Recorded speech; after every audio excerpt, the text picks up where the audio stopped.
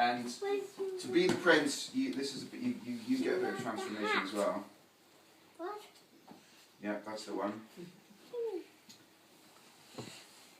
Tie that around your waist in a princely fashion. You can do it with the buttons. And now we also need someone who is a fairy maiden, not you. You've caused enough trouble as it is. Someone to be a fairy maiden. An improvement, if I say so myself. Well, he does make handsome things. Yeah, not the arms tied to thing. That would be a different story altogether. Be someone, anyone? Fairy maiden. That would make an interesting dynamic for the story. Oh, go on. You get to wear this.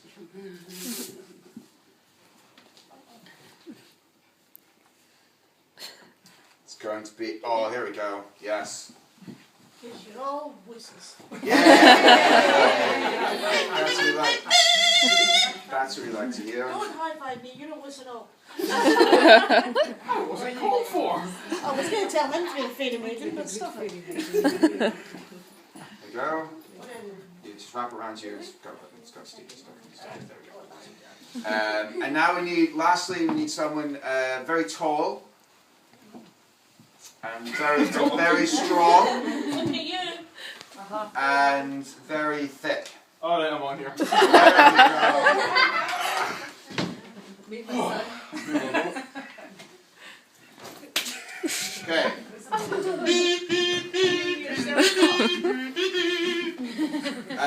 Good round of applause for our volunteers. Excellent. And I should ask everyone's name. We know this is Kyle. Yes, and Rosalind and Elias. Great. So Elias, you have a very important part. As I said, you have to be a tree. So if you could strike it's specifically a birch tree. I like the way you changed your approach. You're really at one. And so you are going to be a fairy maiden, specifically a birch maiden, and you live inside the birch tree. But first of all, you need to do a rehearsal. If you could show us a fairy maiden dance, your very best fairy maiden dance. You can have a bit of tune.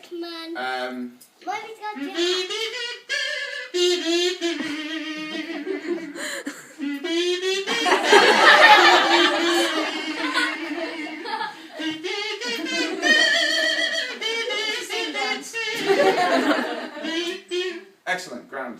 So if you could go behind the tree or inside the tree, grand. Perfect. Maybe if the tree could come forward a little bit. Yeah, just there we go. You might disrupt. Okay. If you could take 2 steps forward, grand. Excellent. Yeah, just maybe just go behind and wait Yes. there. Perfect. Okay.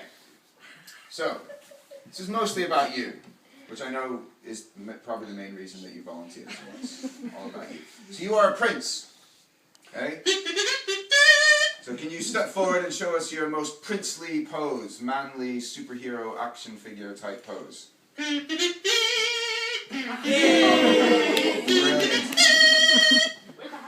Excellent.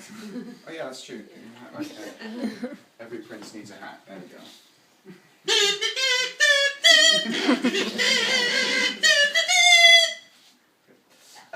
That's good. So this is a story about a hunting trip. Is there anyone here who's vegetarian? Any vegetarians? Yeah. Oh, okay. 2 vegetarians ground. So when we're like shooting things, you can gather roots and nuts and pick fruits and nuts. We could hunt wild tofu if it helps. On the east, quite curious. In the east, there's a lot more vegetarians than when you come west. There's vegetarians west of Stirling. So, Prince, there's a few things you need to do for this story, and all of the people here, this is you are the hunting party, right? So you are the prince's men and women, and there's a few actions you need to practice. So when we go hunting, the first thing you have to do is look for game. So look for game. If I do something, you do it, and then they'll follow you, right? So look for game. Game is the deer and squirrels and stuff that you go and shoot when you're hunting. So game is something that you go and right. So look for game. Yeah, and when you spot game, when you spot, I'm not quite sure what it is, but it looks like it's good eating. So, draw your arrow and fire. What? Everybody else as well, you join in, because the prince has only a moderate aim. What? Fire. Twang! And then when you successfully kill something, I want you to pump your right fist into the air, and everyone will cheer. But with slightly better timing than that. So pump your right fist in the air. Yay! That will do. From the grave comes the horn section. Okay, we are ready to go. So one day in the castle, the dawn broke clear and beautiful. The prince gave a mighty yawn, or a half-interested sigh. He got out of bed and stretched. And he decided this was a perfect day to go hunting. So he gathered the men and women of his hunting party. He mounted his favorite steed. And he set off at a rapid gallop. He moved so fast it looked like he was standing still.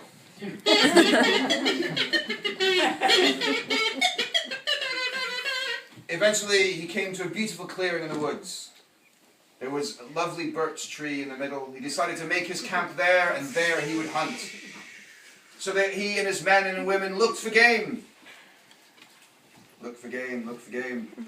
They spotted a stag. That was kind of a refugee of Faslane and other possibly radioactive places. They drew their arrows and they fired, twang! And they felled the stag. They had to do it several times, but with the protection of the radioactive fluff. Okay. The head is drawing. The prince pumped his right fist in the air in celebration. Yay! And that night they feasted on roast stag. And afterwards they fell into a deep sleep. Quietly. Don't disturb the birds. That night, while the prince and everyone was asleep, the moon came out from behind a cloud. A strange noise emanated.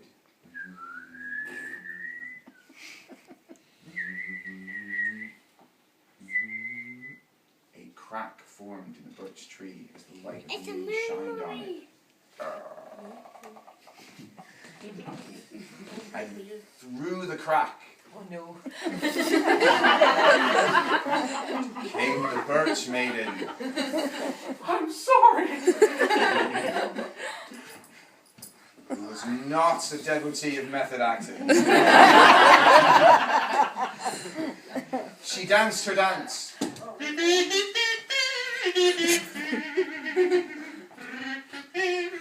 She was so tired and hungry that she went to eat the remains of the feast, because there's not much to eat in a birch tree.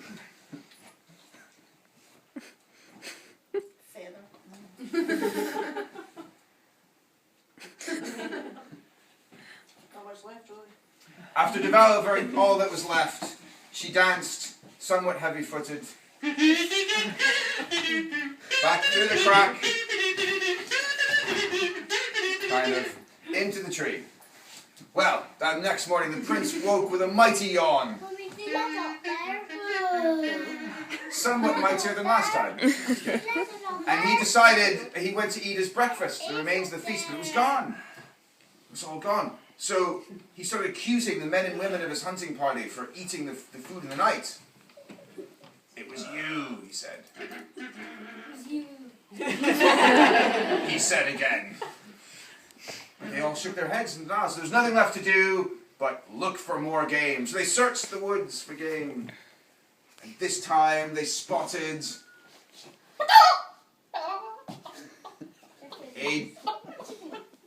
the very rare day-glow Highland wild chicken. The prince drew his arrow and fired. flurry of feathers and fluff, they felled the giant chicken. He pumped his right fist in the air in celebration. And that night they feasted on roast fowl. It's not a fowl roast. That's a different thing entirely. Nom, nom, nom, nom. They fell into a deep sleep.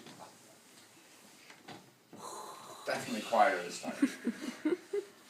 The prince slept with one eye open, which is very difficult to do. You have to be royalty. Try it sometime.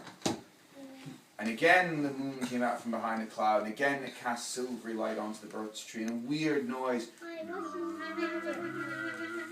emanated. A crack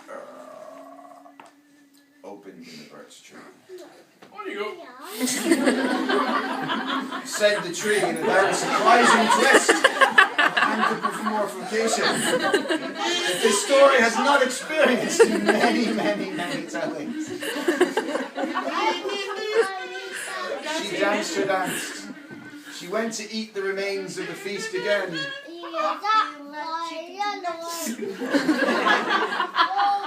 But the prince, with his one eye open, spied her. And he thought it was one of the men eating the feast, so he went to grab her.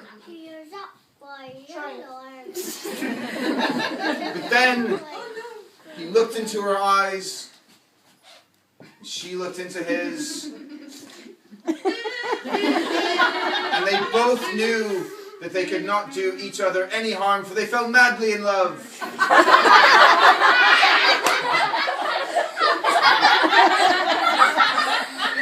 It was a tempestuous relationship from the beginning. And as the story goes, that night they lay in each other's arms. But this is a family show, so you can just like shake hands or friendship or high five. There we go, that's quite good. And they lived happily ever after at the end. A round of applause for the Birch Maiden. A round of applause for the prince. And last but most important, a round of applause for the tree. And that brings us an end to our very first show. Thank you for coming.